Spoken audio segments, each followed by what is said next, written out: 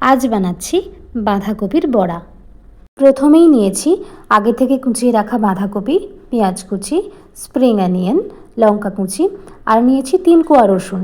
যেহেতু রসুনের কোয়ার সাইজটা একটু বড় ছিল, তাই জন্য আমি 3 কোয়া রসুনকে গ্রেট করে নিচ্ছি। তারপরে দিয়ে দিচ্ছি পরিমাণ মতো নুন, আর সেই নুনটা দিয়ে কিন্তু এই সমস্ত কিছু ভালো করে মেখে নিতে হবে। এরপর এর মধ্যে দিয়ে দেব 3 টেবিল স্পুন বেসন, পরে যদি প্রয়োজন হয় আর একটু দেব। এরপর একে একে হলুদ গুঁড়ো, কাশ্মীরি লঙ্কার গুঁড়ো দিয়ে ভালো করে মেখে নিতে হবে। যেহেতু বাঁধাকপিরই জল বেরিয়েছিল, তাই জন্য এখানে কিন্তু আমি কোনো এক্সট্রা জলের ব্যবহার করছি না। এরপর দিয়ে দেব গরম মশলা, তারপরে মেখে কিছুক্ষণ রেখে কড়ায় তেল দিয়ে, তেল গরম হয়ে গেলে এক এক করে বড়াগুলো আমি ছেড়ে দেব। বড়া ভাজার সময় কিন্তু গ্যাসের আঁচটা একদম লো টু মিডিয়াম থাকবে, তবেই কিন্তু বড়াগুলো একদম ভিতর থেকে খুব ভালোভাবে ভাজা হবে, নইলে বাইরেটাই শুধু পুড়ে যাবে। আর আপনারাও এভাবে বাড়িতে বানিয়ে ফেলতে পারেন বাঁধাকপির বড়া।